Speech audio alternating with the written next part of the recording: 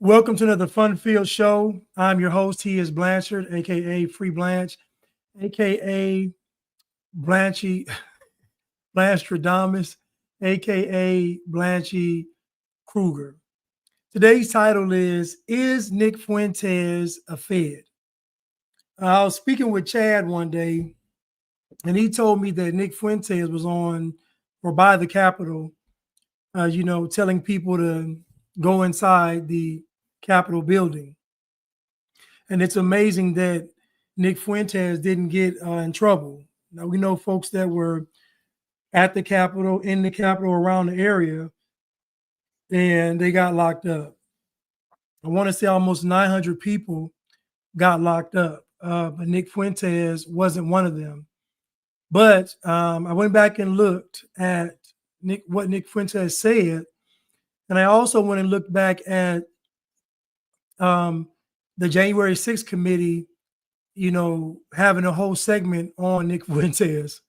So it's just funny that the January 6th committee was addressing Nick Fuentes, but he didn't suffer any consequences. Now, I'm not saying he violated anything. I'm not saying that he broke any laws. I'm just saying that that day, I don't know if everybody that got in trouble actually broke the law. We know it was an inside job. We know it wasn't real. We know it wasn't fake. But I do want you all to pay attention to the language that Nick Fuentes uses. What's up, Zoom 7K? And my birthday was good. I mean, I didn't really do anything, but it was good. Thank you. What's up, Vintage Goods Willie? What's up, Miss Graves? What's up, God is our awesome defender? What's up, Goddess Navi?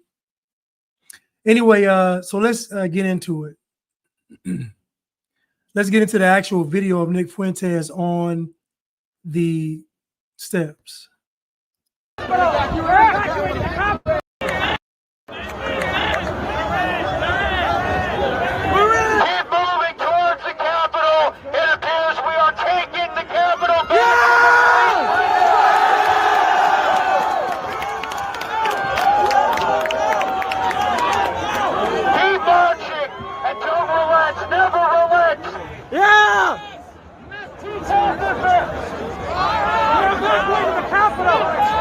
Break down the barriers and disregard the police. This Capitol belongs to us.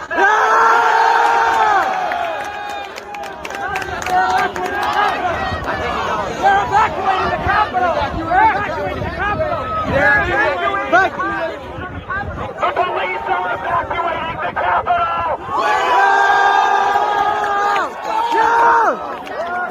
Politicians throw wrath, scurry out of the people's house.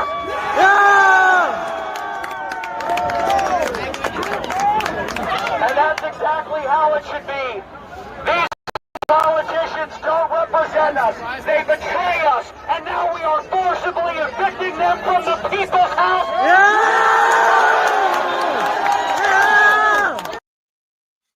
So I want you to pay attention to where Nick Fuentes is. He's across from the Capitol.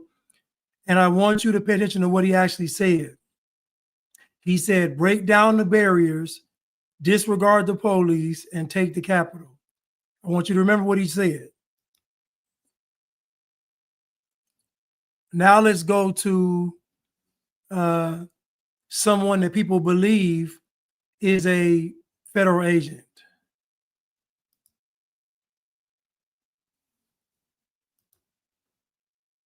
As soon as President Trump is finished speaking, we are going to the Capitol. It's that direction. That's where our true problems lie. President Trump is done speaking. We are going to the Capitol. That's where our problems are. Okay, folks, we need your help. As soon as President Trump stops speaking, we are going to the Capitol. The Capitol's in that direction. Let people know. Spread the word.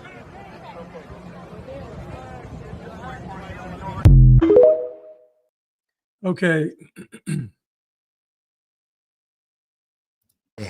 Or entering. So you heard Ray Epps. He went from telling people to go to the Capitol, telling people to not go to the Capitol. And this is how the devil works. The Bible says that God is not the author of confusion. So if God's not the author of confusion, then who is? It's Satan. So you notice that Ray Epps is telling people to go to the Capitol. Then he's telling people, don't go to the Capitol. Nick Fuentes on the steps telling people to go into the Capitol, disregard the barricades, disregard the police, and go into the Capitol. Meanwhile, he's across the lawn from the Capitol barking these orders.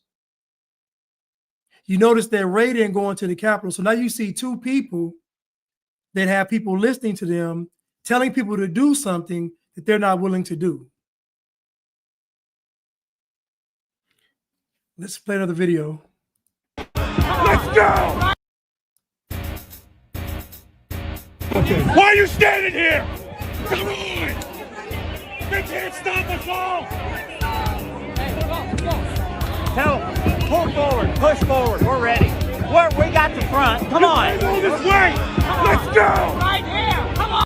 Now you hear him telling people they can't stop us. You hear the guy say, push forward.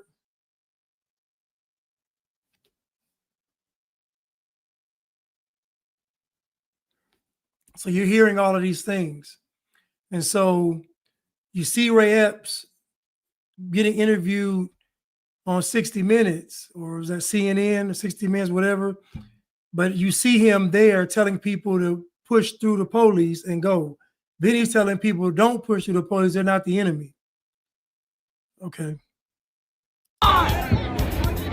Step up, push it, come on. Look, y'all, are we gonna do it or not? We're not giving this country up, guys.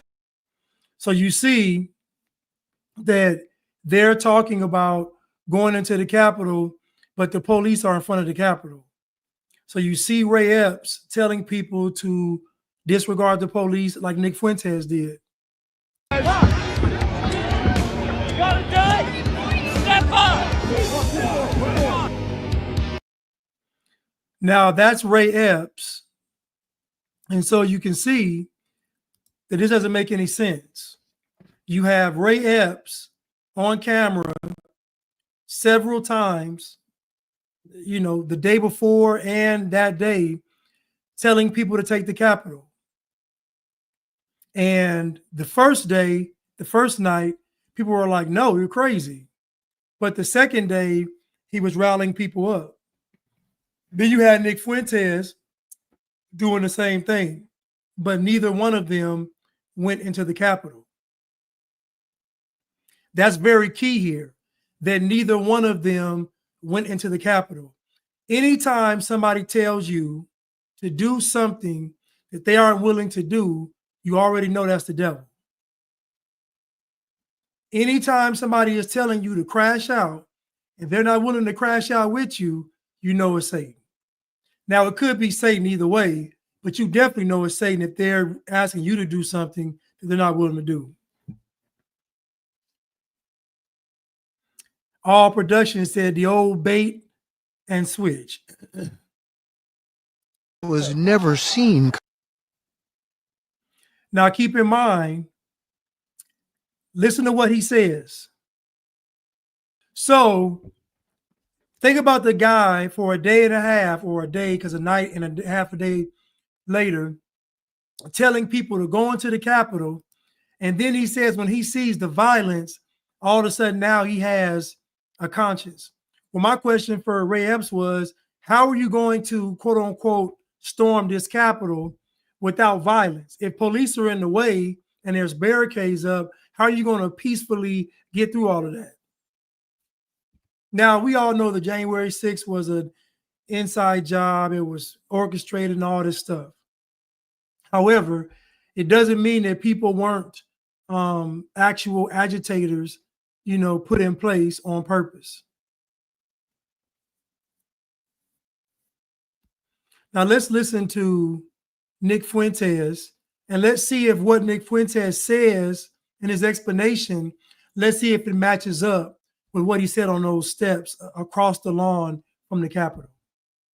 Critical of me. You know, a lot of people, I've noticed people that are critical of me, nothing has stuck to me. I've really had no scandals over the past 7 years. I've been doing the show now almost 7 years. I've had no real scandals, a lot of fake stuff, a lot of stuff that isn't even real. And a lot of people have criticized me and said, well, you didn't get charged on January 6th. That makes you suspicious. But of course, just because I didn't get charged doesn't mean bad things didn't happen to me. And I was maybe the only person that didn't go in the building and wasn't part of a militia that got it as bad as I did. Can you think of one other person that is the case? That they didn't trespass, they didn't enter the building, and they weren't a part of a militia that got it as bad as I did? Pause right there. You heard what he said? He said that wasn't a part of a militia. Listen to the language that he's using. Now, for a person like Nick Fuentes that knows that January 6th was a setup, for someone like Nick Fuentes that know that these words are powerful and they mean something, why would he refer to people that were there as militia groups? Why would he refer to people that were there as militia groups? When you say they were militia groups, then you justify and legitimize the claims that January 6th was an insurrection.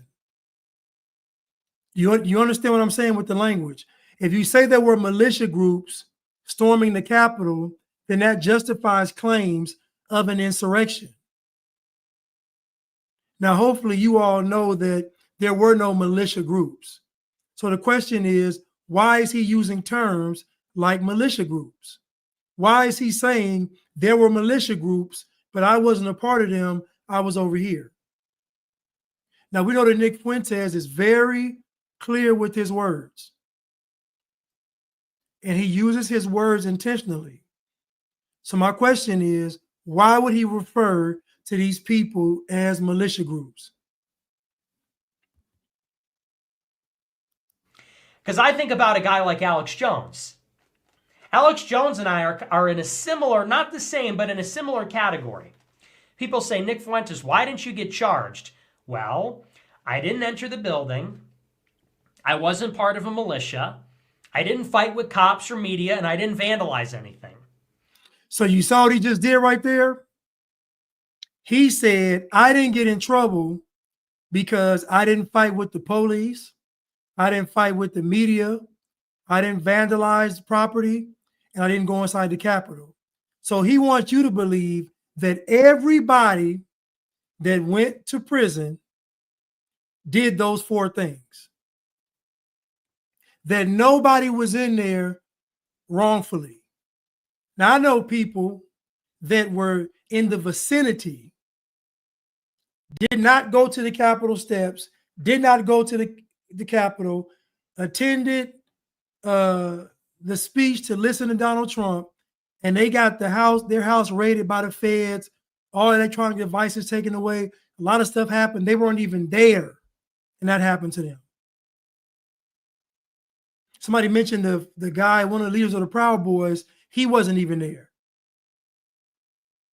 So again, notice what Nick Fuentes is doing here. He's legitimizing why these people got locked up.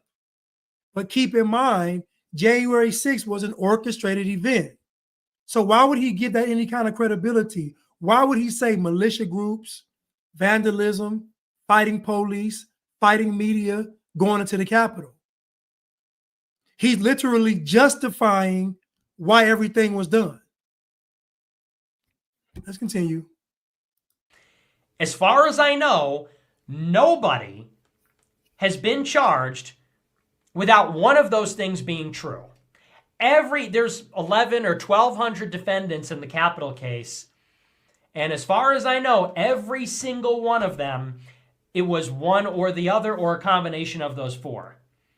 The vast majority of them trespassed, and the only ones that got charged that weren't inside the building, they either fought cops, fought media, vandalized something, or they were part of a militia, like Stuart Rhodes and the leader of the Proud Boys, Enrique Tarrio. Neither of them were there, but they were both part of militias. People in their organizations were inside the building. They were talking about guns going in and all that kind of stuff. So a lot of people say it's really weird Nick Fuentes wasn't charged. Not really. Because if I got, what would I be charged for? If I got charged, I'd be the only one that got charged that didn't enter the building and didn't fight anybody and wasn't in a militia. And so now, I want you to listen to everything he just said. Now I want you to go back to what he said on these scripts. Keep moving towards the Capitol. It appears we are taking the Capitol back.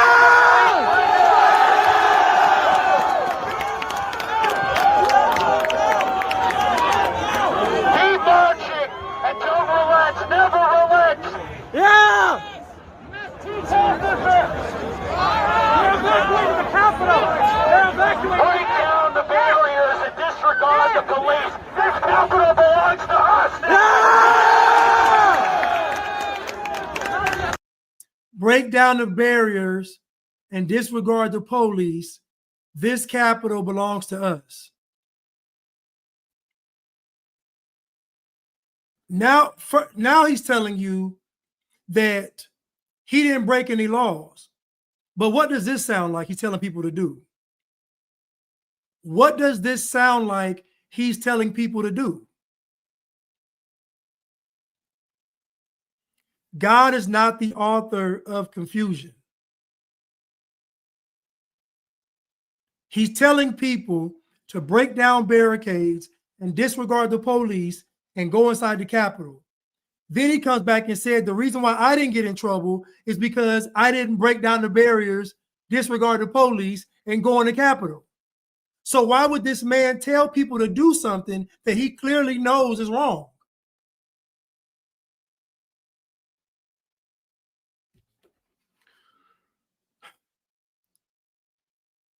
They're evacuating the Capitol! They're evacuating the Capitol! They're evacuating! The police are evacuating the Capitol!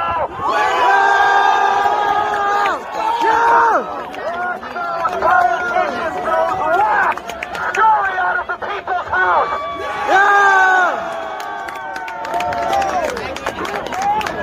And that's exactly how it should be. These politicians don't represent us. They betray us. And now we are forcibly evicting them from the people's house. And now we are forcibly evicting them from the people's house. I think about a guy like Alex Jones. Alex Jones, all of that applies as well. He didn't run a militia. He didn't enter the building. He didn't fight cops. He didn't vandalize. And yet, he was never put on a no-fly list. His money was never frozen. He was subpoenaed. He wasn't banned on things. He had already been banned on all those things. But he still has payment processing. I don't. So he's been able to maintain a payment processor. So, a lot of people have said that. I would say, actually, not only is it above suspicion, but it's actually to my credit, because not only did I not get charged, but nobody around me got charged. And thank God. I know some of my followers were in the building. Some of them who I no longer associate with. Some of them who maybe they still support me or something like that.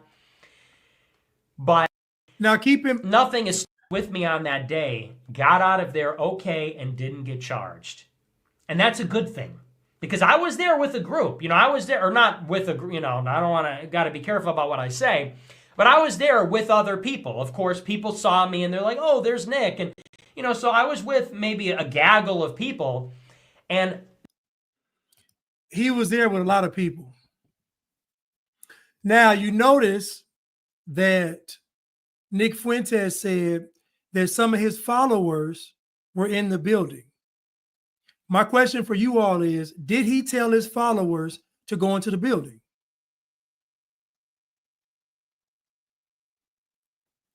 Now, see, what nobody wants to realize is that you can be an asset for an organization or government by simply getting paid from anonymous sources. What are you saying, Blanche? This is what I'm saying, right? Say I have content that is very controversial. My content is viewed as exposing the system. And let's say I get demonetized, deplatformed, all these bad things happen to me.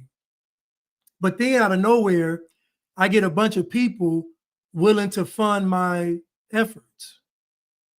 I get a bunch of people all of a sudden now wanting to give me money consistently so that I can make a living off of giving out content. How do you know that those people don't work in the Israeli government? How do you know these people don't work in the American government? How do you know these people don't work in the Chinese government? Like, how do you know? Like, how do you know these governments don't have people with fake accounts, fake followers that are paying you money to keep you afloat as a content creator? And they know if we make it convenient for him to live, he or she will keep putting out the content. So they look at your life and they say, well, he lives here in America. He lives in this city. Cost of living is this. Okay, let's make sure he's above the cost of living. So now you're making what? Just from your followers, you're making 10K a month, 20K a month. Guess what? You're going to keep making content. So you don't have to be a known or willing participant. You can be used unknowingly by any government or any system. It's not hard. Because when the money's coming in, you're not going to question where the money's coming from. Same for Candace Owens, same for Tucker Carlson, same for anybody. You can be an unwilling asset for a foreign government, your United States government, or system or entity or whatever. You could be an unknowing agent because your content is a certain way. All they have to do is spin what's around the content. So what they do is they spin what's around the pro-Israel content, then they spin what's around the anti-Israel content. They just spin around the narratives, but they always need two narratives because the people got to be divided. And I've been telling you all this, that it's the same people playing both sides. It's the same people playing both sides. My boy was telling me about the guy that did Bathing Apes, and he said the Bathing Ape guy, he was making the real version of the shoe, and he was making the knockoff version of the shoe. He was making both shoes. He said the Bathing Ape guy was making both shoes, the real version and the knockoff version. He gonna make money both ways, and it's the same thing. It's the same thing with what these people are doing. They're going to play both sides of the coin. They are. This notion that it's the good guys fighting, these people above us are all working together. I don't care if it's Israel. I don't care if it's the US. I don't care if it's China. I don't care if it's Russia.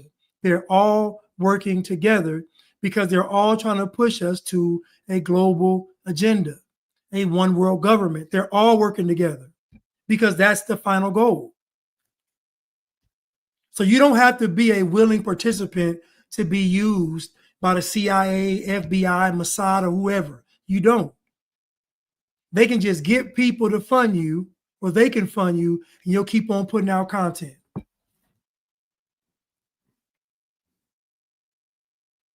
Zero of the people that I was with got charged.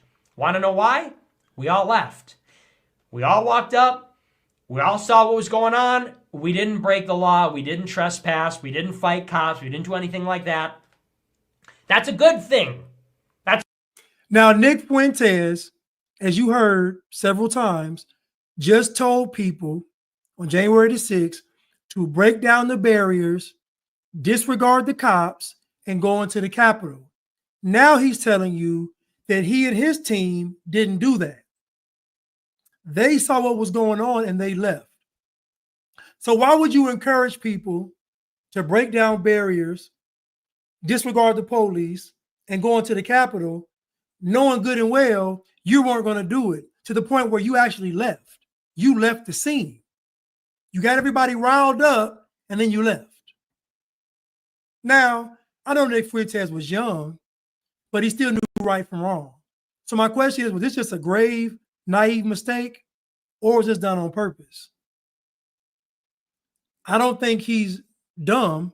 I think he's very intelligent. So I would assume that what he did was on purpose. He told people to go in, he and his team left. The question is why? Why would he do that? It's a good thing. Everybody that, people say, oh, he led his followers into the Capitol. Everybody that was with me got led away from the Capitol and stayed out of jail. Thank God for me. Because if I was stupider, I would have said, charge, let's go in there, and we all would have went to jail. Now, you heard what he just said. If I was stupider, I would have told us to charge and go into the Capitol, and then we all go to jail. That's exactly what he said. That is exactly what Nick Fuentes said.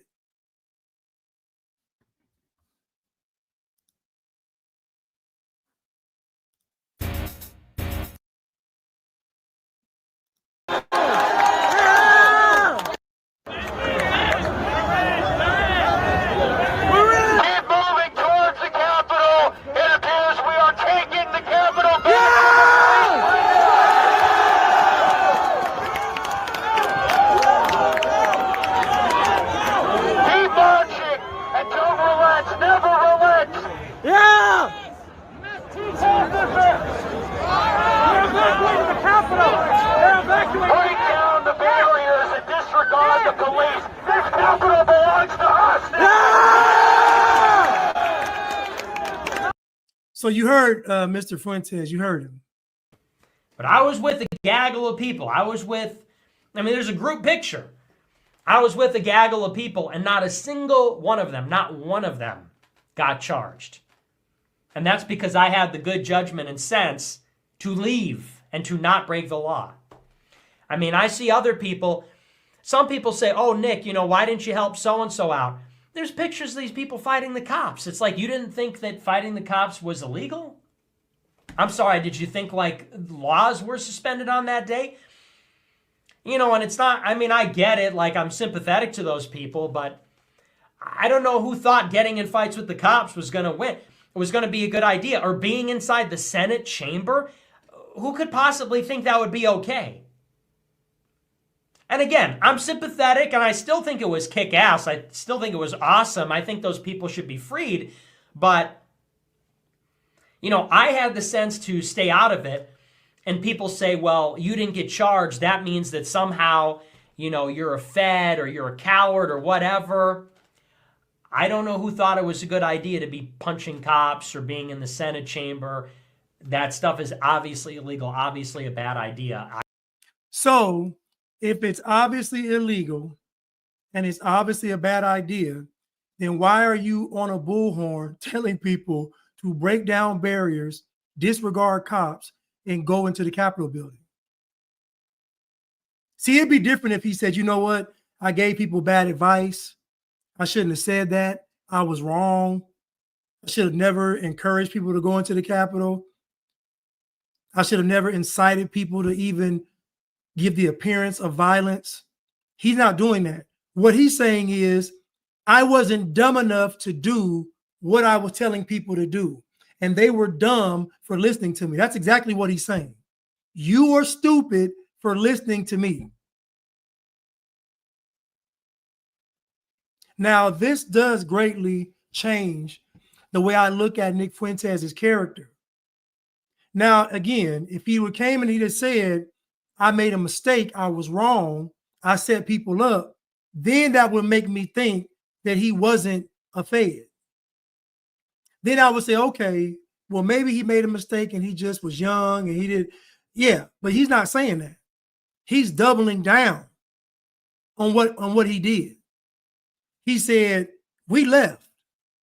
You done got everybody riled up to go into that Capitol building, and then when you see them going in, you leave. You leave.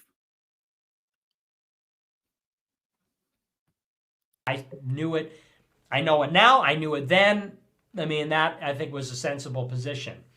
So I don't want to spend too much time on that, but I hear that from time to time. People post a clip of my speech and they say, how did he stay out? I'll tell you how. I wasn't in the building, wasn't part of militia, didn't fight, didn't vandalize. Simple as that. Again, he's using this word militia. He's using words like violence, vandalize. So again, all of his rhetoric supports that it was a what?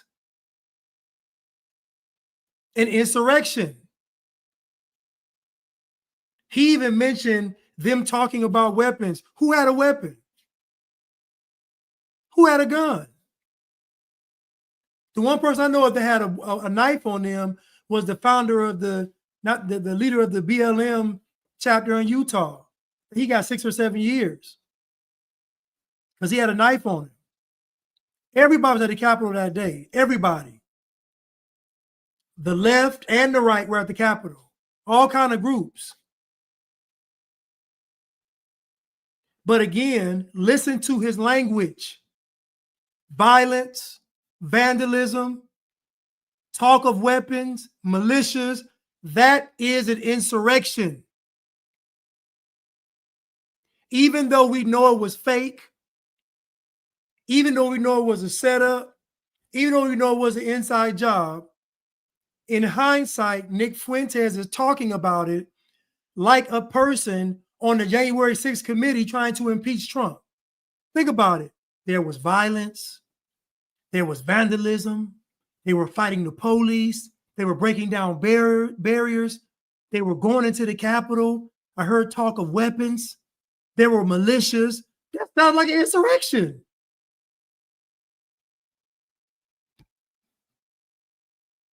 So again, the question about Nick Fuentes being a Fed is, I'm sorry, highly likely. And it's sad because I like Nick. Somebody said he had a head like a box, the adult version of Charlie Brown.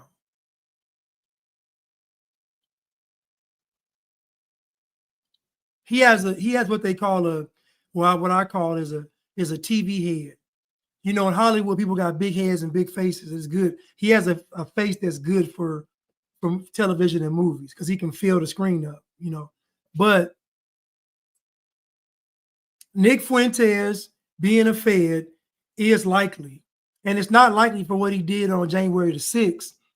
It's likely because of how he's responding to what he did. That's what sets off alarms. His response to January the 6th.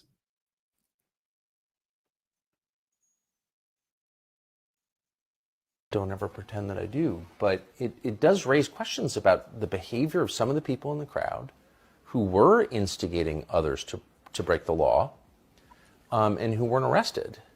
And, you know, given our facial recognition software capabilities, hard to believe they can't be found. And I would specifically cite a man called Ray Epps, who's now a hero on the left and funded by the Democratic Party, et cetera. But take the politics out of it. What is that? Here you have a guy on camera repeatedly saying, we're going to the Capitol. We need to go into the Capitol. Into the Capitol. And he's not in jail when people who didn't go into the Capitol are in jail? What do you make of that? Again, that's something I actually address in the book. It's funny. There's a lot in here. So my concern with that, and I look at it from a chief of police point of view, is you have somebody that's down, and I believe he's right near the old executive office building on the 5th, the day before January 6th, talking to a group of people, talking about, we have to get into the building. We have to get in the building. And then the next day to see him at what's called the Pennsylvania Avenue Gate. It's one of the two fence lines I had down at the West Front.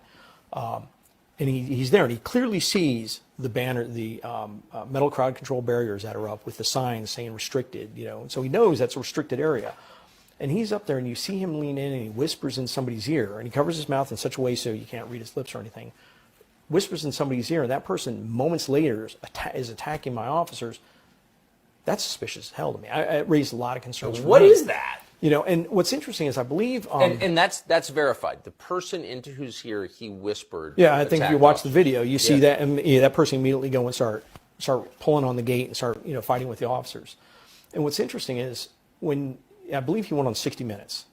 And on 60 Minutes, what he said was he went up to the officer and he told that officer, these officers are on our side. Don't hurt these officers. I believe that was pretty much not verbatim.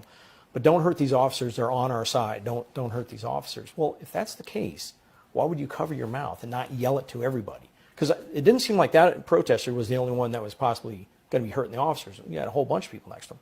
Why wouldn't he tell it to the whole group? I don't know. I know that Epps is being encouraged by partisan Democrats to sue people who raise these questions, but they're fair questions, and I'm going to raise them anyway.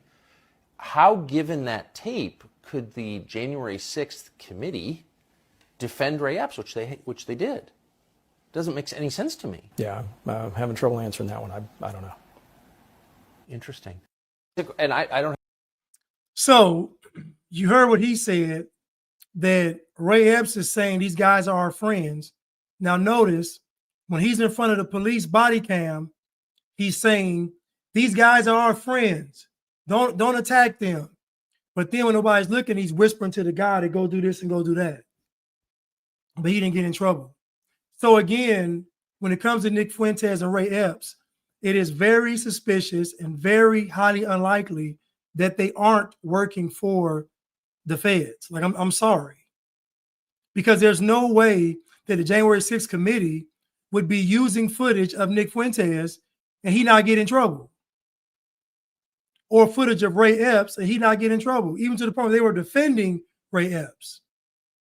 Ray Epps became the good guy. The guy telling people to go into the Capitol became the good guy.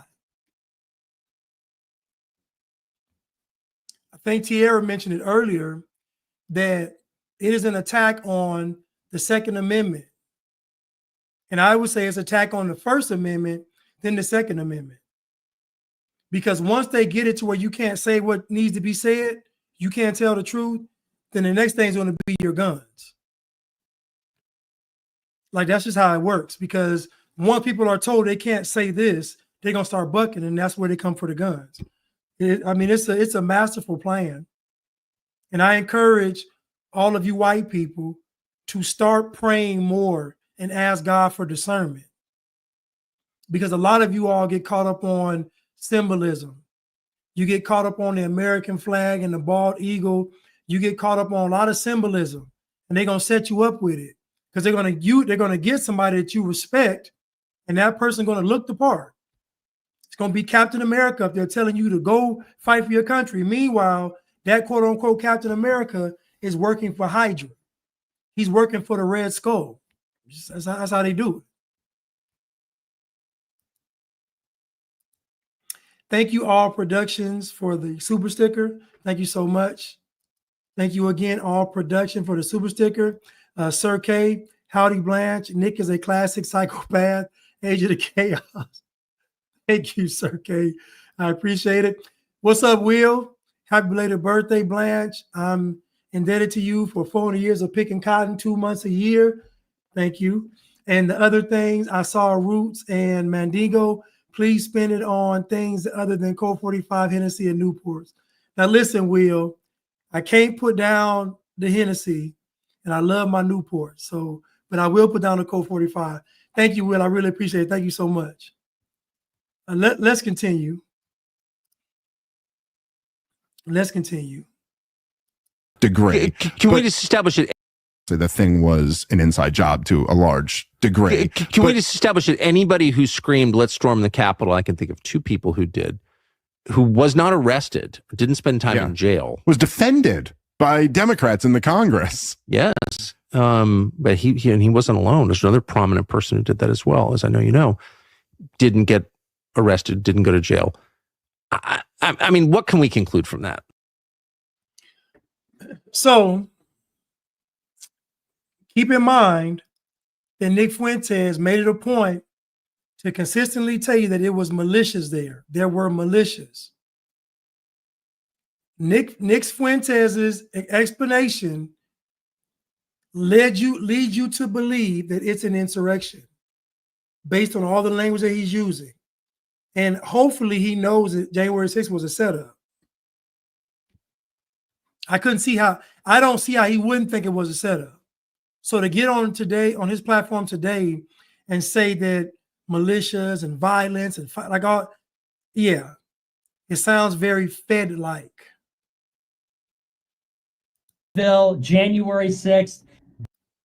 And Sneeko, I mean, you could talk about BLM, but I was there on January 6th when 500,000 white people surrounded the United States Capitol and stormed it. And what happened? That's Charlottesville, January 6th. The empire struck back, but it gets bigger and bigger. Charlottesville was 1,000 people. Groyper War was 50,000. January 6th was 500,000. You give it 20 years, we're talking about things like we've never even seen in the last century. You know what I'm talking about. Bigger, better, stronger. We brought it here in America. Project Paperclip. We're going back. We're going all the way back. But look honestly speaking, look what happened after January 6th. People went to jail. You have political prisoners. You have Fed psyops.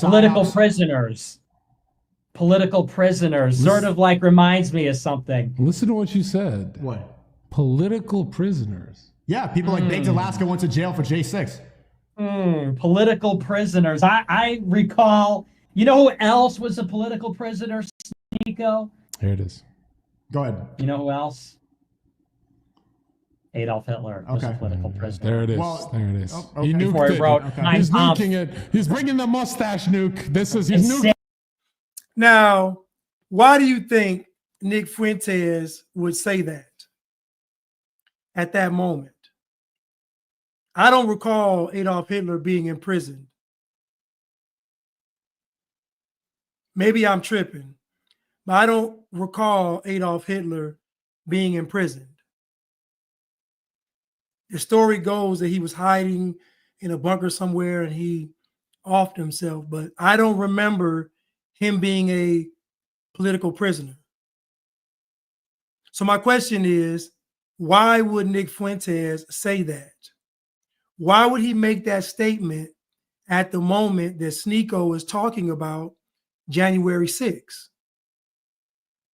Somebody mentioned it earlier about the bait and switch. Adolf Hitler wasn't a political prisoner. So what he said doesn't even make any sense. This was an intentional gaslighting moment where these guys are talking about January 6th and Nick Fuentes knows he was there and did not get in trouble. So what he does is he just throws out something crazy about Adolf Hitler. It don't even make any sense. You have to pay attention to the language, because the language that people use is going to reveal their intentions. Character reveals intent. So when people have poor character, they have poor intents. Anybody, if a person has poor character, they're always going to have poor intents, because you can't have good intents out of poor character. So what Nick Fuentes did right here was a perfect psychological mind game on the people listening to him on this chat. He completely diverted the entire conversation with something dumb. And now everybody in the chat is talking about the Jews and Hitler and all this, but we just skipped over January the 6th. All production said Hitler went to jail for high treason, for attempted murder. Was this after World War II? Oh, so he went to prison before he was the leader of the Germans. Am I getting that right? I don't know. Help me out. Okay. Well, my bad then. My bad. So I guess maybe he's talking about Hitler. That's my fault then. Then I won't condemn Nick Fuentes for that. My bad. I didn't know that. I was thinking he was talking about Hitler after he was Hitler. That's my bad. That's my bad. But I still will say that this is gaslighting, though, to bring up Hitler, because the issue is January the 6th. And what Nick Fuentes is saying now versus what he said back then. Well, a lot of people know Hitler was in jail. Everybody's putting it in here. Everybody know he was in. I didn't know. Apparently, everybody else knew he was in prison. I didn't know. But what they were talking about was January the 6th, though. And what Nick Fuentes said on the 6th and what he's saying now is two different things. Telling people to disregard the barricades, go get past the police and go into the Capitol is different than him saying now they were dumb for doing that. They shouldn't have broke the law. I think Nick has a following, though. I mean, I think he has a huge, listen, I think Nick has a following because of what he represents and who he's speaking to. And I'm going to get to the Candace and Tucker Carlson interview when they talk about Nick Fuentes, but because there is an anti-white agenda, a lot of white people feel frustrated, like they don't have a voice. It's true. And so Nick Fuentes is a voice. In fact, he's a voice that's an extreme voice so they can get their rocks off. Yeah, I didn't know either, Prudence. I thought he was talking about after, when he was actually Hitler. Well, I mean, he was Hitler, but when he was, when he was Hitler. We're shown Hitler leading the Nazis. We're never shown Hitler before that. We're never told nothing about Hitler. We just know Hitler from the Nazi soldiers and the Holocaust. That's all we know. I didn't know. But I know now, though. So I guess Nick Fuentes' comment wasn't that out of context. But I do feel like it was diversionary from January 6th, though, because what we have on January 6th with him is very indicting. For the Southern Poverty Law Center or the ADL. And by that, people try to say that, you're a Fed for the Southern Poverty Law Center or the ADL. Right. Well, exactly. And people say that about me. But the difference is I don't have parents that were in the CIA. So I know, Tucker Carlson. But I mean, certainly the government agencies recruit people that don't come from those families either. That's true. But I think that sometimes I get looked at unfairly. People will consider me to be, some kind of false entity or some kind of agent or something when you don't look at maybe what's more obvious, what might be right in front of your face. The reason I bring up Tucker is because he pushed that about a year and a half ago in an article in the Gray Zone. He worked with Max Blumenthal. They published a three-part hit piece. It was about 10,000 words, calling me an SPLC agent, an agent of the federal government. And I look at the author of the piece. It's Max Blumenthal's wife. Max Blumenthal is the son of a hatchet man for Bill and Hillary Clinton, Sidney Blumenthal. So it's like I'm being called SPLC Fed by the son of a hatchet man for Bill Clinton. Well, I wasn't going to go to this area because I don't know, and I'm not saying. I mean, they have people coming to your house trying to kill you on record, and then idiots go, "That's staged." No, the guy went and killed himself after that. I mean, got shot. It's all. We'll get to that in a moment. Some of that footage, but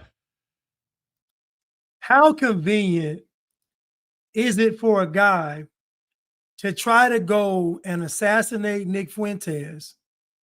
He's unsuccessful, and then he offs himself.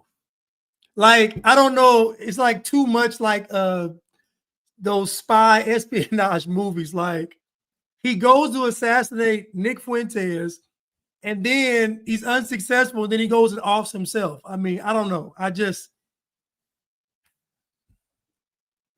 don't know. It's crazy. I don't know. My issue is, people bring up the clip from January 6th where you're saying, all right, folks, go in the Capitol. Oh, it stopped right there. It was hard finding videos of Nick, the Alex Jones and Nick Fuentes interview. But let's go to the actual interview with Tucker Carlson and Candace Owens.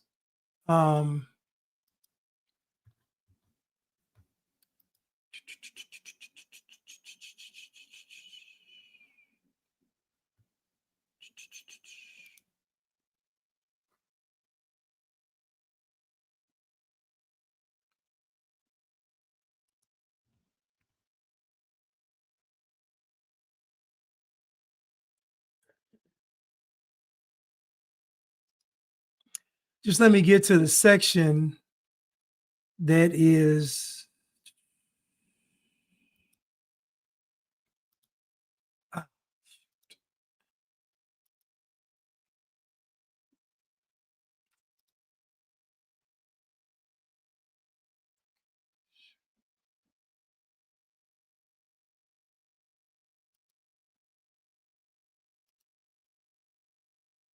okay. I got it right here.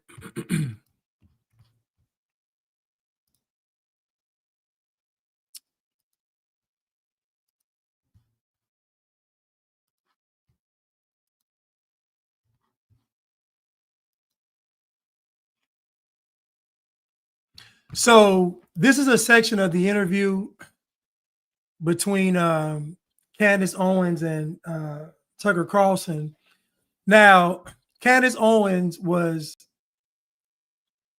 being quite dishonest in this interview, and I feel like Tucker Carlson was as well.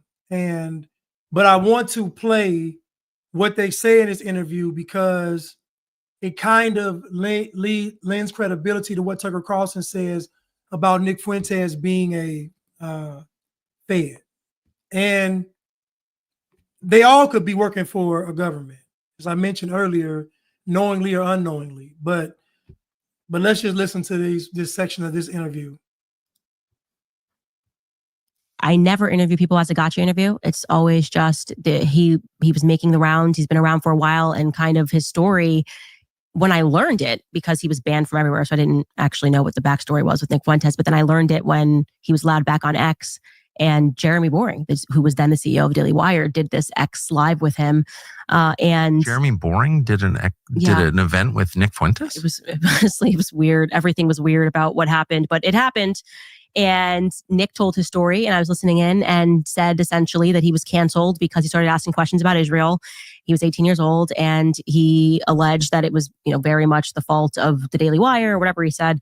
And I found it to be very interesting. And I was like, oh, I actually didn't know this was the backstory. Like, maybe this really is a person who had, just ahead of everybody else, was questioning Israel and had like a bad hand given to him.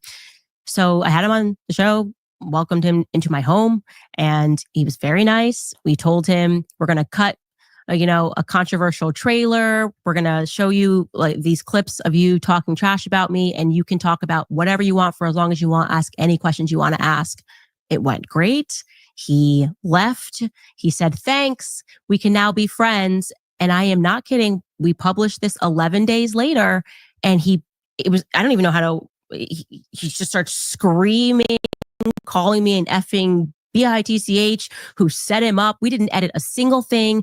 Those 11 days, like 2 weeks before we even published the interview, we told him if there's anything that he wanted us to insert. Like, nobody does that if you go on their show. Hold on one second. Yes. And I genuinely don't know what triggered him, other than me at the very end asking him about or talking to him about family. So this is where Candace is being dishonest. And I'm going to tell you why. First of all, the video or the interview was put up behind a paywall, right? Now, do you all believe that Nick Fuentes, if Candace told him, I'm going to put this interview up behind a paywall, that he wouldn't ask for any money? Do you think Nick Fuentes wouldn't want to cut if she was specifically putting this interview behind the paywall? Because normally she doesn't do that. So when it came to Nick Fuentes, she specifically took this interview and put it behind the paywall. So my question is, do you think Nick Fuentes would have wanted a cut of the money? Do you think she told him, I'm going to make money off of our interview and you're not? Come on, it don't make any sense. So She said that she never spoke with him and she didn't really know who he was. I don't believe that though. The setup is saying, I invited him into my home and this, that, and the third. In that interview with Candace Owens before, Nick Fuentes answered her questions. He was very thorough with his answers. He didn't dodge any, so again, he was very clear in what he said. Now, what she's not talking about or saying is that his supporters and followers were bashing the interview. Before Nick Fuentes said something about the interview, his followers were already posting clips from the interview and bashing Candace Owens for the gotcha moment interviews. Like his followers were already doing it. So it's not like it was just Nick Fuentes just made this up. His followers, you can go look at the timestamps on Twitter. They were posting video after video after video of this interview talking about the displeasure of the video. So like the video, I don't know what they said privately, but there's no way that Nick Fuentes could be happy with the interview and none of his followers were. Doesn't make any sense. It doesn't make logical sense. His followers were going in upset at Candace Owens for how she handled Nick in the interview.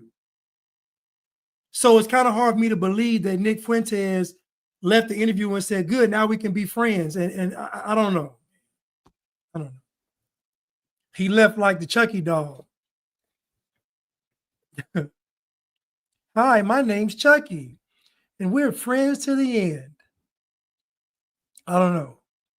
But she's acting like, in this instance, like she's been a victim of Nick Fuentes.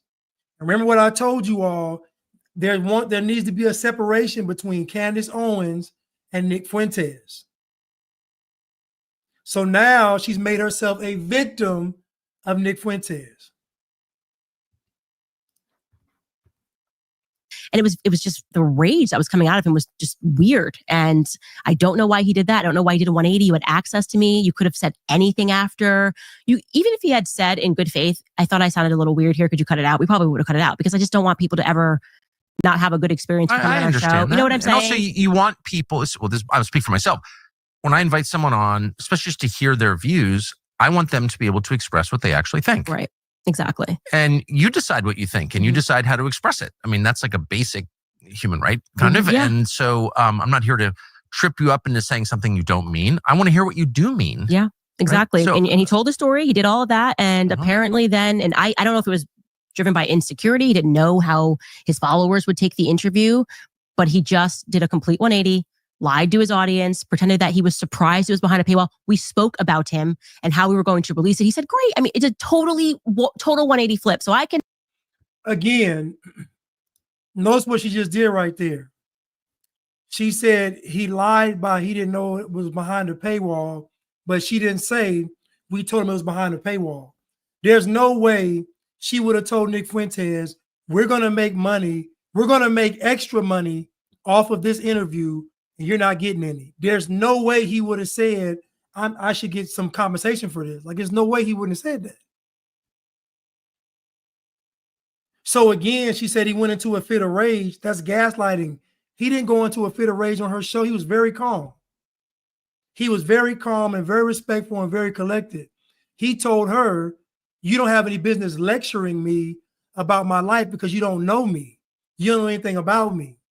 What he articulated made sense. He said that my life is too volatile. Why would I bring a woman into this situation? And then I added to that by saying, what type of woman is going to want to date Nick Fuentes if he's known as being a racist? What type of woman is going to want to be with a guy that has an unstable life and he has a poor public image? Come on. So it's just, I don't know. But anyway, so she's basically saying that she's the saint, she's the good person, and Nick Fuentes is the bad guy. I just find it hard to believe that she told that man it was going to be behind a paywall. But anyway, his followers responded before he did. They were going in. So his followers did not like the interview at all. They didn't. And what's sad is that she's on here talking to Tucker Carlson as if what she's saying is true and it's contextually dishonest. Somebody said, I'll still defend Candace for most of what she said and done. Everybody has bad days. Here goes the problem, right? Here goes the problem. And I'm going to say this. Adversity does not build character. It reveals character. So what a person does in their most adverse moments are who they really are. So it's not like somebody has a bad day. During a bad day, who you really are shows up. So if during a bad day, you'll lie, cheat, steal, and kill, that's who you really are. Because adversity does not build character, it reveals it. If a person has good character, they have good character, whether it's raining outside, whether it's sunny outside. The circumstances surrounding the person doesn't change the person's character. That's a good person. But all of this, one day they're like this, one day they're like this, and that's not a good person. That's poor character. We only trust people that are stable. We only trust people that are consistent. If you think about your life and growing up and what you experience, we only trust people that are consistent, even if we don't like them. We still trust consistent people, even if we don't like them, because we know that consistency is a positive character trait. Well, at least this person is the same way every time, all the time.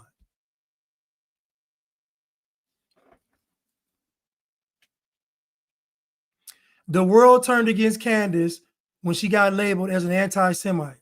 I want you to go look at Candace Owens' following and tell me if she's gained followers or lost followers since she became an anti-Semite.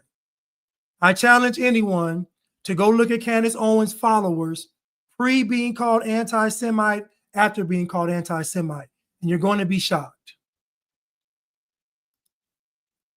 Now say that I didn't listen to other people say that Nick was a bad person. I didn't care about what happened when he was 18, 19, 20, 26. I sat across from a person, had a conversation with him. He behaved one way in person and then put on a show for the internet. So I actually can say my experience with Nick Fuentes is that he's a terrible person and a terrible human being, because why would you do that? There's no reason to do that. I agree. You could have come back onto the show. You could have had beginning of us discussing various topics.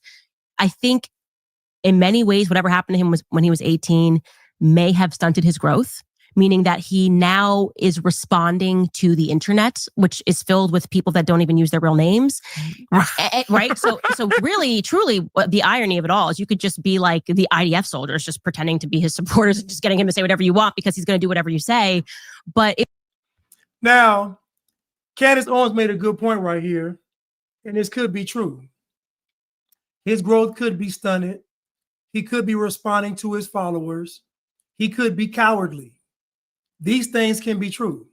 That Nick Fuentes could have been one way in front of you and another way online.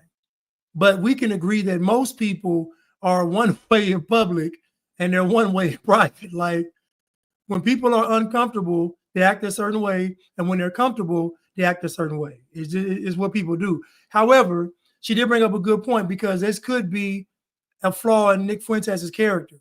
Now, I say this is a good point because we just saw that he told the people on January the 6th to go into the Capitol. And then now he's saying there were militia groups and they were fighting the police and there was violence and there was possible weapons and all of this stuff. So we know that his character is in question. Make no mistake about it. What Candace Owens is saying right here is credible just based on what Nick Fuentes did on January the 6th and what he's saying now. However, Candace Owens is not being all the way honest, though. She's not. it was strange. It was totally strange. It made no sense. And Does I just he have a family or a normal life? I asked him about that. He said, yeah, it comes from a 2-parent household. I was surprised when a waiter, a 365. That's what he told me. No. Does he have his own family? Does he? No, he's not married. And I just offered to him, I was like, I think these are things that you learn when you're married. And he just was vicious about it. And, about women what? don't tell me what to do or whatever it was. And it was very performative. like I said the exact same thing to Andrew Tate months earlier. I had him and I said, you should get married. Here's why. And of course, Andrew Tate did not react like that. He told me what his hangups were about marriage. It was just a part of two people communicating on a show.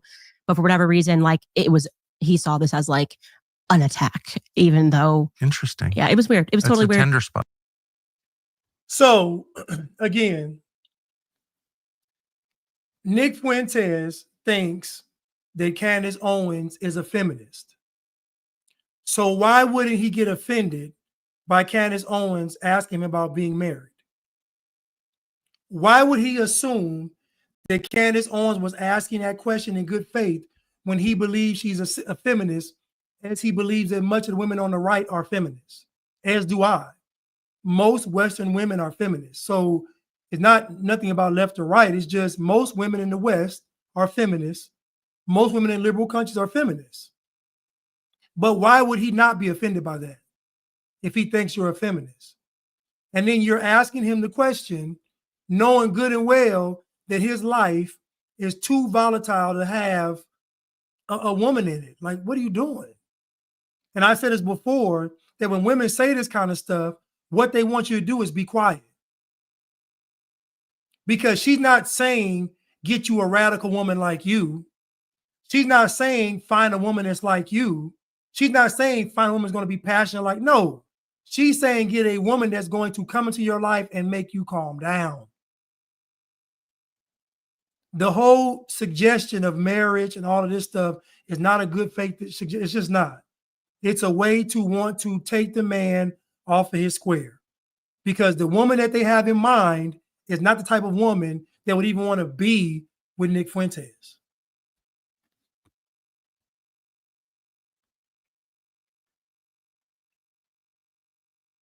Thank you, stimulated students. Women believe that all women are inherently good. They do. They do.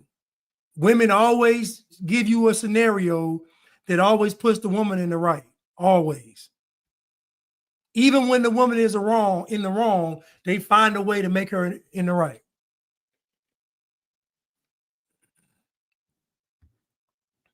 No, listen. I know she doesn't really care, but the reason why she said it is because she wants to take him down a peg or two. I get it all the time. I'll be talking to a woman about my views or whatever, and then she'll suggest marriage. They all suggest marriage because they're used to seeing men dumbed down and weak. They're not used to seeing men do this. They're not used to that. They're used to them saying jump and the man saying how high. That's what they're used to. So when they're around most men don't talk to them like Nick Fuentes talked to Candace Owens. I don't think he was disrespectful. I think he was assertive. And he told her, he said, you don't know me or you don't know my life.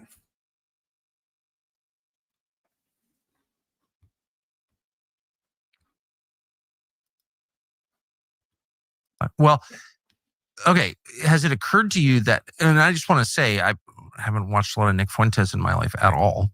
But what I've seen, hold on. Now, this is real Caucasian right here. Tucker Carlson has a picture of a Cocker Spaniel. That's white America.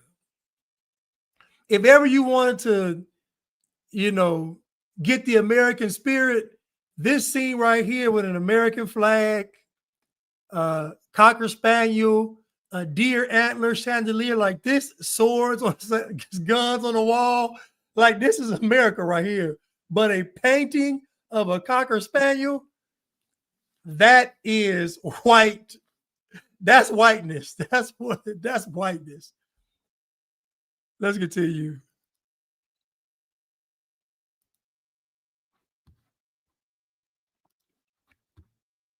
I was very talented. Like just as a, well, let me just say this, as someone who's talked to cameras his whole life, it is very hard to sit and just like riff for 20 minutes. And I think it's an amazing skill, and he has that skill.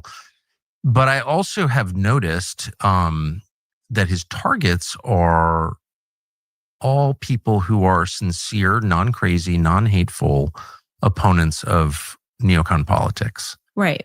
So you have to kind of wonder about that. So Nick Fuentes is like, oh, I don't like the neocons. But then his targets are J.D. Vance, Joe Kent. He got involved in Joe Kent's campaign with a super, oh yes. You, me. And it's like, what is that? Dave Smith. Dave and I asked him about that because that's a question that I had. So I did the right thing by asking him to his face. What's up with this? Like, why do you attack Dave Smith? You say that like your biggest critique is that America's being controlled by Israel. Then you have Dave Smith, who has been such a sound voice. And by the way, opposite experience with Dave Smith. I have my podcast. He's a fantastic human being. Dave Smith is one of the nicest people fantastic ever. Human. Yes. And so I judge people according to my experiences with them. And so Nick is being judged according to my experience with him. But like, what is this? This is Pod 5, the first adaptive. I don't get Where it. does I don't the funding understand come it. from? I probably shouldn't even say this, but the only reason I know who he is because someone sent me a video a few years ago of him attacking me. And I was like, so I'm looking at this. Now, when Candace Owens asked Nick Fuentes about Dave Smith, Nick Fuentes was very articulate in his response. This is where she's being dishonest again. Nick Fuentes told her that what is happening is that when it comes to this Israel, Gaza, Palestine, Israeli government conversation, they're using Jewish people to have the conversation. They have Jews on the left and Jews on the right having a conversation. In other words, the conversation can only be had by Jewish people and not folks that are actually American with an American interest. That's what he said in a nutshell to her response to that. He said, I don't really have a problem with him. He said, but what he says and what Dave Smith says aren't the same. He said, we are different. So Nick Fuentes was very articulate when he responded to her. What she did here was just say he just disliked him because he didn't like him. Because no, Candace, that's a lie. That's the lie.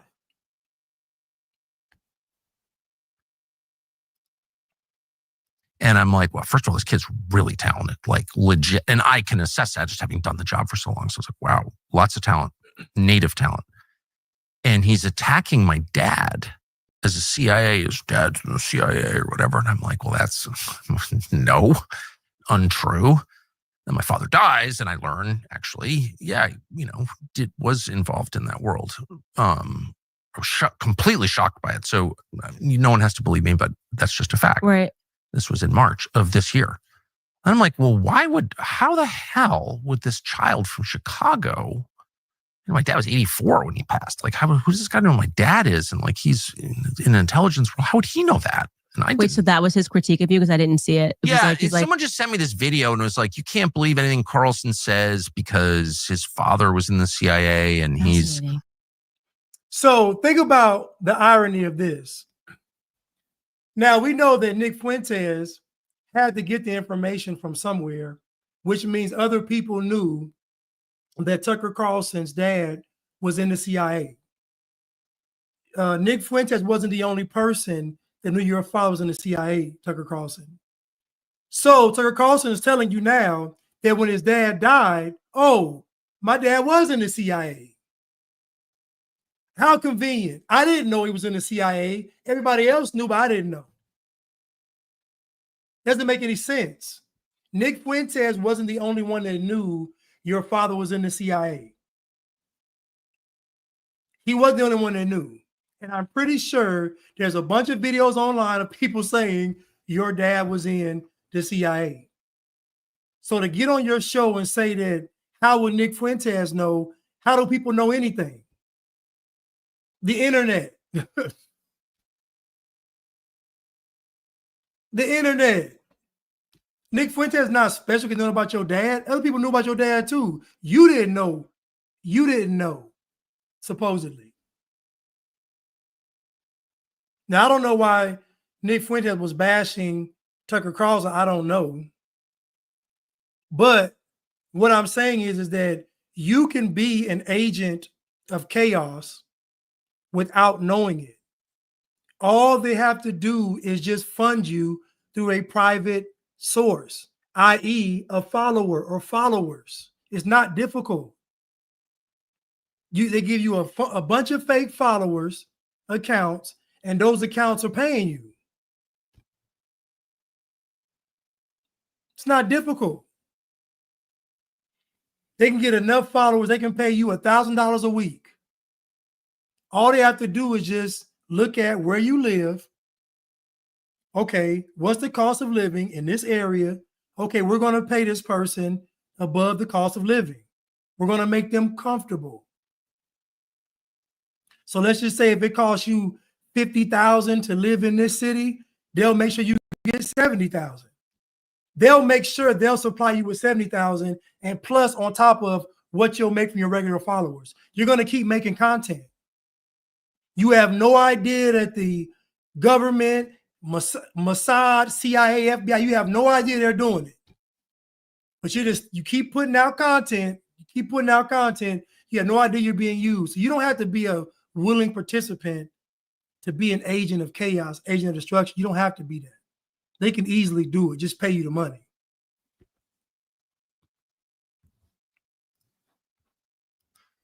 A CIA working on behalf of the CIA. Well, I mean, I think it's pretty obvious, and I actually feel emotional in my anger towards CIA. And I think that comes out on the air quite regularly. Right. And so the idea that I'm working for the CIA is like deranged. Well, if it helps, he said I'm funded by Russia now. Since the interview, he then did a thing and said I was funded by Russia. But you would be okay.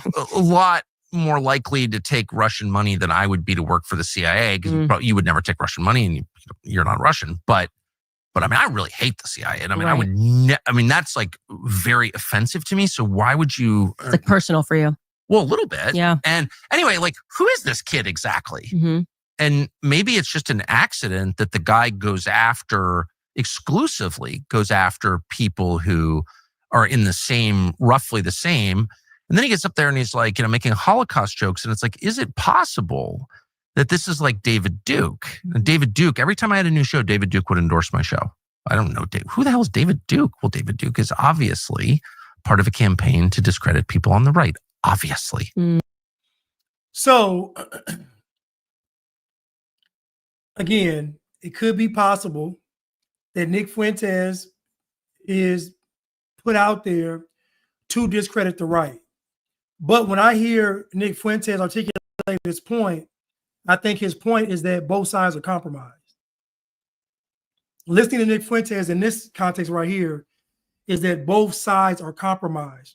And the people on the right talking about, even the ones that appear to be against, quote unquote, what Israel is doing in the government, they're not really against it because they only go to a certain level.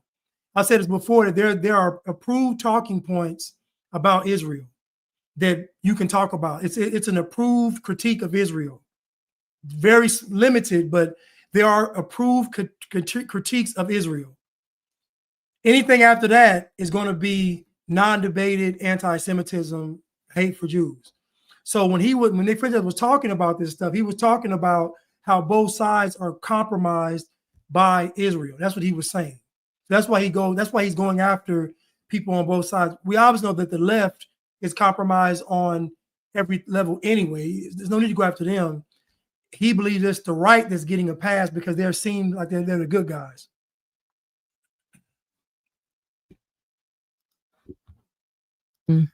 And I think it's very obvious that Nick Fuentes is exactly the same. Doesn't mean everything he says is false. It doesn't mean he's not talented. He's enormously talented. Doesn't mean he's a bad person. I'm not attacking him personally, but he is clearly part of a campaign to discredit non-crazy right voices. That's obvious to me. I've been around a long time. I know it when I see it. Yeah. And I will say, I don't understand it. We were very kind to him. Like, I truly, we almost said, we felt maybe he was a bit lonely. We should invite him back for dinner. I mean, that's how good of an experience I had. It's clearly. And then it was a 180. So it's either it's being driven from a little boy insecurity. And he just was so worried that he just went on the attack because he doesn't know how to have normal relations after being banned everywhere. Well, I think there's that could be one element. The angry gay kid thing going on. Yeah. Or it's the... Imagine bringing your side project. And a lot of folks believe that he's a homosexual, and Tucker Carlson just said it. He does this. He's lying. That this is like David Duke. David Duke, my show. I don't know who the hell is David Duke? Well, David Duke is obviously part of a campaign to discredit people on the right, obviously. And I think it's very obvious that Nick Fuentes is exactly the same. Doesn't mean everything he says is false. It doesn't mean he's not talented. He's enormously talented. Doesn't mean he's a bad person. I'm not attacking him personally, but he is clearly part of a campaign to discredit non-crazy right voices. That's obvious to me. I've been around a long time. I know it when I see it. Yeah. And I will say, I don't understand it. We were very kind to him. Like, I truly, like, we almost said, like, we felt maybe he was a bit lonely. We should invite him back for dinner. I mean, that's how good of an experience I had. Clearly it's and then it was a sad 180. So it's either it's being driven from like a little boy insecurity. And he just was so worried that he just went on the attack because he doesn't know how to have normal relations after being banned everywhere. Well, I think there's that could be one element. The angry gay kid thing going on. Yeah. Or it's what you're saying, where he does this, he's lying to everybody and pretending that things are one way when it's not. I can say Why is he attacking Joe Kent, Joe Kent worked as a CIA contractor, paramilitary contractor. He was in the U.S. military for years fighting our neocon wars. And his wife was killed in Syria in one of those wars. Joe Kent is the single most sincere critic, and I would say the one with the most credibility in the United States to say this foreign policy is bad. It killed my wife. I was a part of it. Joe Kent is actually someone the CIA doesn't like at all because he understands how it operates. And for Nick Fuentes, who's like some child from Chicago, to go after him specifically, one congressional seat in Washington State. That is random. It's not random, though. It's the opposite of random. Joe Kent was number one on the list of people they wanted to knock off, people who believe in our neocon foreign policy. They wanted Joe Kent out because he could stand up and say, I actually know. I've got the receipts. My wife was killed in Syria. So if you pay attention, if you're listening, so again, the critique of Israel, you have a geopolitical critique. You have just a foreign relations, geopolitical critique of Israel. You can have a maybe social, cultural critique. You can have a government critique, but you can also have a personal moral critique. If you notice, the moral critiques, my wife died in Syria, children are starving, people are dying. The moral critique is allowed to be had. It's allowed to be discussed because you can't change the public opinion of what they're seeing. You can't change emotions. But I think what Nick is talking about is the actual critiquing of actual things that are taking place. Forget the moral arguments about all of this stuff. What is actually going on? What has happened here? What has happened here? What happened? Who did this? Those are the kind of critiques that you're not allowed to really have. Because once you get into that territory, then it goes into the anti-Semitism thing. Now, I don't know who this guy Joe Kent is, but if his wife died in Syria, then he always has a platform to speak because you can't silence him because his wife died. It's almost like he has immunity to talk about things he doesn't agree with when it comes to the Israeli government and foreign policy. So again, Nick Fuentes' point in all of this is that both sides are compromised. But they're talking about Nick Fuentes like Candace isn't saying he's an agent. Tucker Carlson is saying he's an agent. Candace is saying that he's a bad person. You notice they just destroyed his whole character, though. If he's a bad person and he's working for the feds, it's no redemption there. So again, people go on these campaigns to discredit people. I'm not saying that Nick isn't a Fed. I'm not saying that he isn't. I'm saying that how they're framing this conversation, remember the language. The same way Nick Fuentes was saying militia groups, violence, and all this stuff, the same talking points that the J6 committee would use to justify an insurrection is the same thing they're doing to destroy his reputation and character. He's a liar, he's a bad person, and he's working for the feds. When in actuality, they could all be working for the feds. But this is very intentional. But the fact that Tucker Carlson didn't know that his dad was in the CIA is insane. If Nick Fuentes knew, a lot of people know Tucker Carlson. You can stop that. You may have known in detail, but you heard you heard something in your life about your dad being with the CIA, especially in this internet age. Well,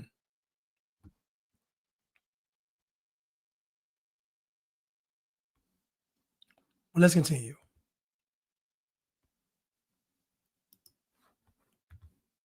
You had to take that guy out. And Nick Fuentes, this child, this weird little gay kid in his basement in Chicago, is participating in a super PAC to bump off Joe Kent. Like, I've been around this my whole life. So he said Nick is gay, a liar, bad person, insecure, and he's a federal agent. I know what that is. It's just an organized effort. Yeah. And he also did the thing that David Duke always did, including to me, which is be like, oh, yeah, it's my friend. And everyone's like, oh, Tucker Carlson's been endorsed by David Duke.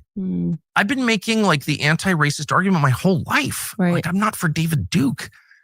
Do I think David Duke is right when he's against affirmative action? You bet I do. But I'm not for David Duke. But David Duke would try to discredit people by hugging them. And that's exactly what Fuentes did. He goes out there and meet all these people. Shop, hi, I'm Nick Fuentes. Can I get my picture with you?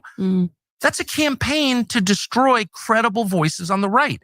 And Fuentes is part of it. And I know I'm inviting endless trouble by saying this because, you know, this is a kid with a lot of spare time, but it's just a fact. And I've seen it a lot. Yeah. And I, you can believe me or not, but I know what I'm talking about. I can confirm he's dishonest. I mean, so it's like you use that as your, like, I could not determine what his motives were. And I said, you know what? I don't have time for this.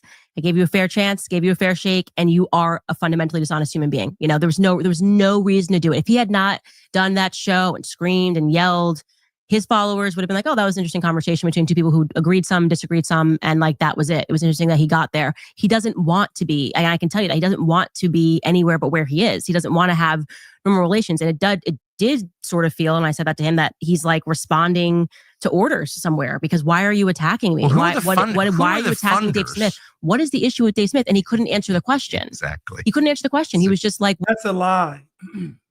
He answered the question with Dave Smith. He said he doesn't have a problem with Dave Smith. He said exactly what he said. He said that you have the Jews, this is what he said, they have the talking points on both sides by people that are Jewish and not Americans. That was his point. His point that the conversation is being controlled by the Jews on both sides, whether they agree or disagree, it's still the Jews controlling the conversation. So Candace Owens is lying. Now, again, I don't know how Nick Fuentes is going to explain his way out of what he said on January 6th and what he's saying now. You know, is he an agent?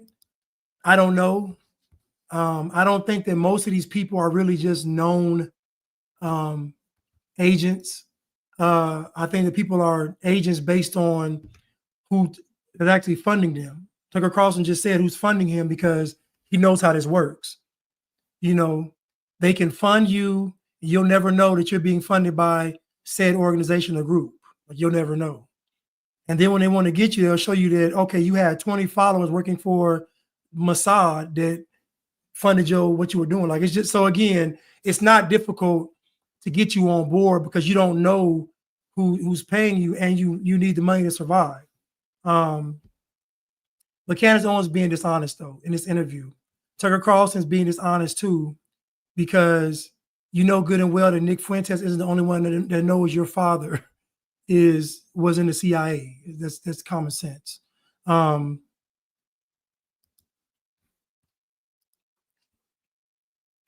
Thank you, All Production, for another super sticker. Thank you so much. And Vintage Goods Willie, they all seem like agents of controlled chaos. Thank you so much, Vintage Goods Willie. And they do. And I say they do. And again, my critique of Nick Fuentes is what his response to January the 6th. Again, if he said what I did was wrong by encouraging people to do that, then I can say, okay, I don't think he's an agent. But to double down and say that he encouraged people to go in there and do what he described as violence against the police, going into the Capitol, weapons, and being a part of militias, he literally said those were bad things. but he's on camera telling people to do those bad things. So the fact that he didn't come out and say, I shouldn't have said that, I apologize, the fact that he's using the same talking points, the same rhetoric as the J6 committee lends me to believe that it's possible that he's working for, if not the feds, somebody else. So, for example, I said that Nick Fuentes was gaslighting by saying that Hitler was a political prisoner, assuming that he was talking about Hitler when he was leader of the Nazis. But I was wrong. I didn't know that Hitler was in prison for all these years, and somebody said that he wrote the Mein Kampf in prison. I didn't know that. So I got to say, you know what? My bad. I'm wrong. I can't put that on Nick Fuentes. But to come back years later and have hindsight be 2020, and you just double down on what you told people to do is wrong. Just like Ray Epps. Ray Epps is telling people to go into the Capitol, then coming back playing victim. I was trying to save the people. When the police officer just said that he sees Ray Epps whispering something, telling people to do something, and they go and do it, then on camera telling people to leave the cops alone, they are friends. Anyway,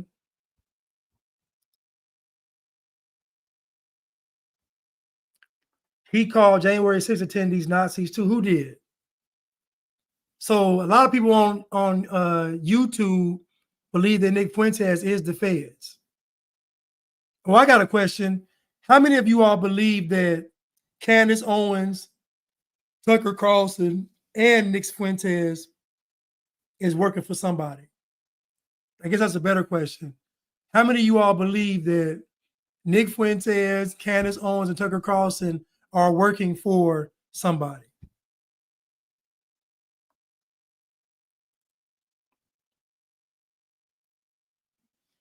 James says 52% of Israelis hold racist attitudes towards people of African descent. Some Israelis have used racist terms like cancer to describe them, problem of racism in Israel society. Well, that can be looked at two ways. A cancer, I think that mass immigration is a cancer. So I don't think them saying it's a cancer is racial, in my opinion. But they come out and say we don't like, Africans in our country. That ain't racism. Racism is letting them in your country and then terrorizing them, saying they can't have a job, they can't do this, they can't. That's racism. But not liking somebody isn't racism. Having an unfavorable view about somebody isn't racism.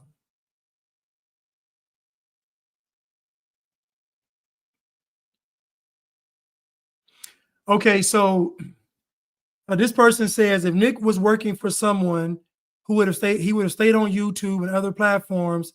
This dude is debanked, put on no flight list, etc. So think about Martin Luther King being assassinated. MLK being assassinated legitimizes that he was fighting for the people, but he clearly wasn't. Just because a person is appeared to experience something doesn't mean they're not working for said system. Because Nick Fuentes is getting money sent to somewhere and he's spending that money. He's getting money.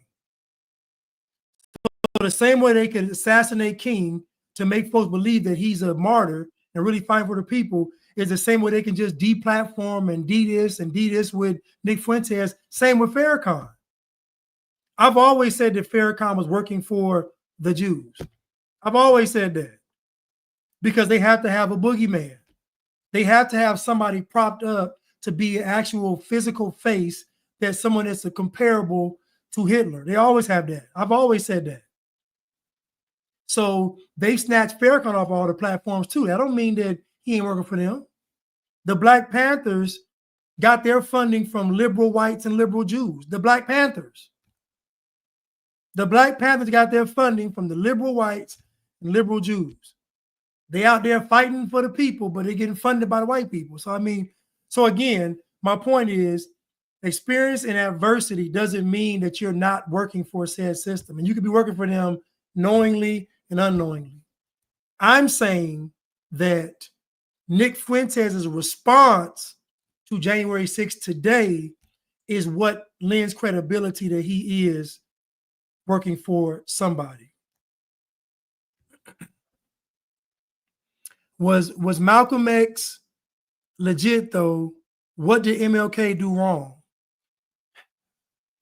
It's going to take too long to dissect Malcolm X and MLK.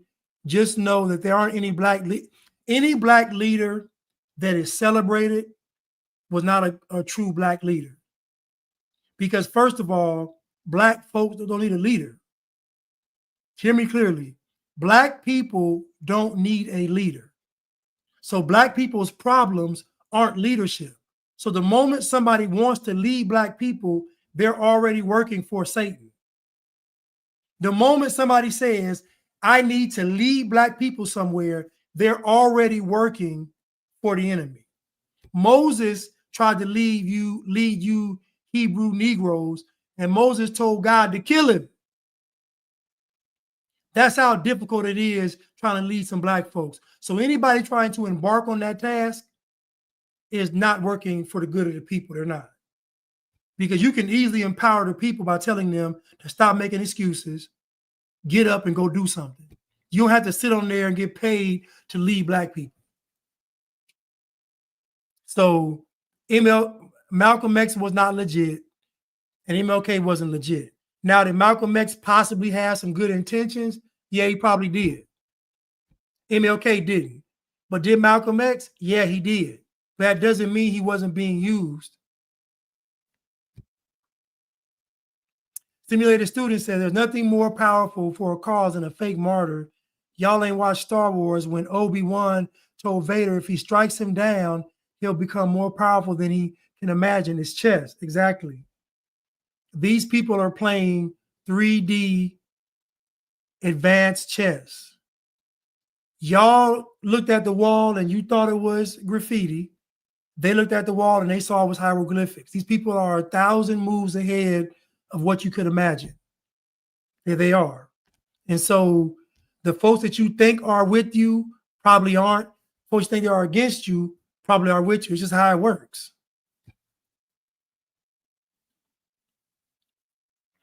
Simulated Student said Malcolm was sincere, but he wasn't a force for good. And I'll go with that. Danny Nightblade said Chuck has good videos on Malcolm's. Yeah, matter of fact, whoever asked that question, I'm sorry. Jonathan Burston, go follow Teach 'em Chuck on YouTube. If you want to learn about all of your black heroes, Malcolm X and MLK, go follow Teach 'em Chuck on YouTube. I'll try to put his name in here. Go follow Teach 'em Chuck, and he'll give you all the information on what you need to know about MLK and Malcolm X. I'll let the experts tell you. So so I put it in here. Anybody thinking that Malcolm X was legit and MLK were legit, I just advise you all to go on YouTube and follow Teach 'em Chuck. Yes, Tierra, and Chad also. My bad. Yes, and Chad also. So Chad O. Jackson and Teach 'em Chuck. But I'll put them both in there. Hold on. Because Chad has a documentary coming out about MLK right now that we're speaking.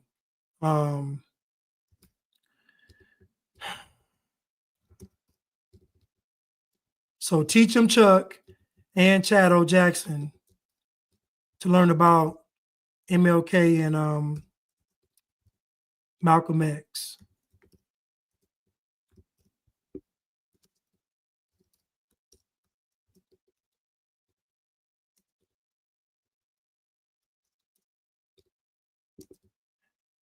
And Malcolm X. Teach 'em Chuck. And I'll type Malcolm X and Chad O. Jackson, my bad. So yeah, you all just tune in to, you can go on their page right now, YouTube or Instagram, and there'll be a bunch of clips on who MLK really was. Like I said, Chad has a documentary coming out very soon. But Chuck does a deep dive on all of these people that we once held as heroes in the Black community. But check them out for all the information you need to know. And trust me, your mind's going to be blown. Hopefully you're mature enough to receive it and take it. But these people are well researched. They're well-learned scholars, and they have integrity when it comes to history. So they're not going to lie to you about history. They're going to tell you the facts. So I would tell that you should follow Teach 'em Chuck and Chad O. Jackson.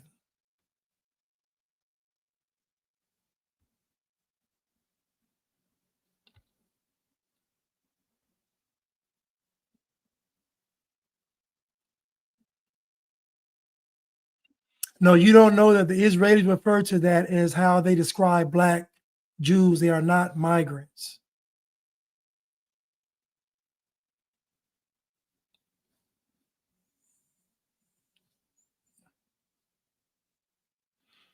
MDCNG is a troll. Put that in Blanche's chat nearly 10 times.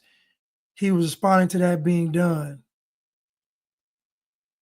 I don't know who that is. MD. Oh, MD. Oh, it's probably just a bot. Probably a bot account.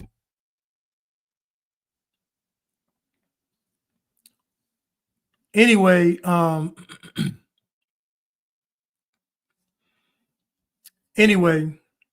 so thank you, God is now for moderating. Thank you for moderating, and thank you, Angel Wings, moderating. Angel Wings' name is changed. I forgot it. I don't see it on the chat, but she was on here too. But thank y'all both for moderating. Yes, Keisha's in charge of the channel until Chad releases until he's done editing the documentary. So it will be her channel until then. So Broski Bear and I'm gonna say Broski Bear. Why are you saying that a goddess Navi is not a goddess and she's a communist? I need to know why. Thank you. The Green Journey. The Green Journey is Angel Wings. Broski Bear, why are you saying that a goddess Navi is a commie and not a goddess?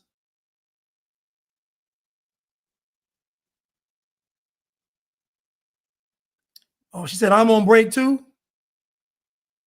Oh, okay. All right, I'm on break too. Listen, Broski Bear. I think you need to respect a goddess Navi. You're back on the channel, but you came back on the channel and you talking about she's a commie and not a goddess. You're just doing too much. I don't understand why people don't understand grace. It don't make any sense. Okay. So hopefully you will refrain from saying negative comments, Broski Bear. No, Top Herc.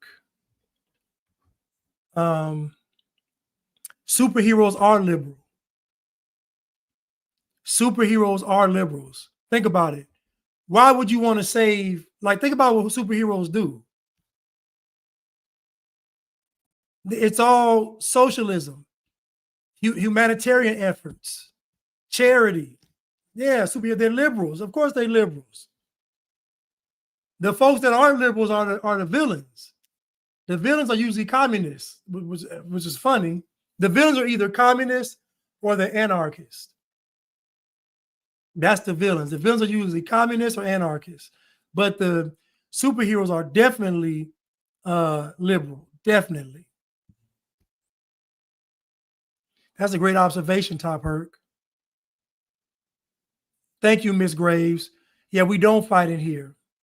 So really, Broski Bear should give a God's Navi an apology, because to come back on the channel because she doesn't believe in free speech and she's not a goddess.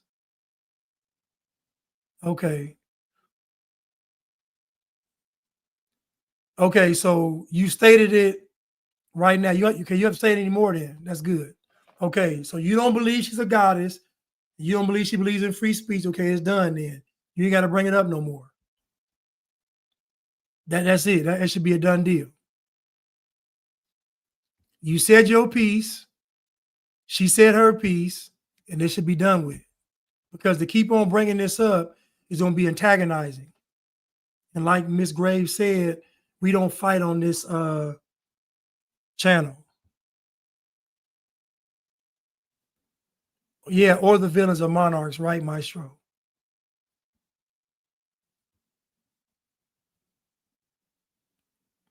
Hold on. A righteous perspective. Thank you so much for the super sticker. I really appreciate it. Thank you so much. Thank you. Did I get some more super stickers? Oh, maybe I did. Thank you, Broski Bear. Even though you just doing too much. Thank you for the super sticker. But again, we shouldn't be bringing up anybody's, no more goddess talk, no goddess and free speech talk. None of that. Y'all don't need to talk to each other. Don't be disrespectful, period. Let it go. Everybody said their piece. It's over with.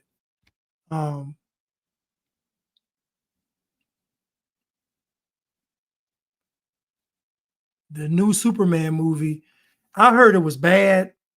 I saw the Fantastic Four, and that thing was woke. The Fantastic Four was a feminism movie. You know.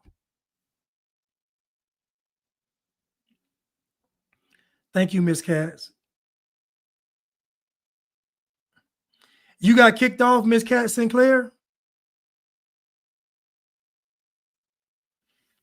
Hold on. You got kicked off?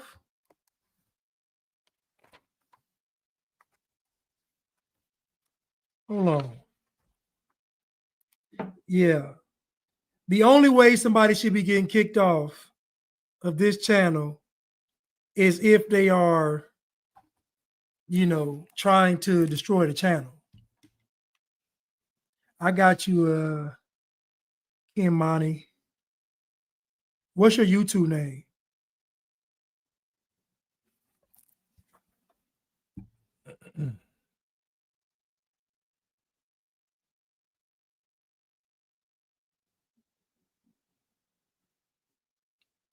Anyway, listen, I love y'all, and I will see you all soon.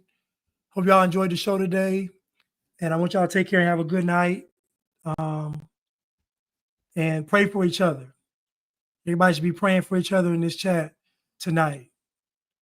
I love y'all. Yeah, the Fantastic Four was okay, but the bar has been low after it has been low. I mean, listen, Fantastic Four was okay, but it was the way they had the woman, man. I was like, come on, y'all got it. The two main, no, it was a feminist movie, though. No, I haven't seen Superman, but I want to see it though. I'm gonna see Superman probably on Tuesday. The movies are cheap. Tuesdays and Wednesdays are cheap.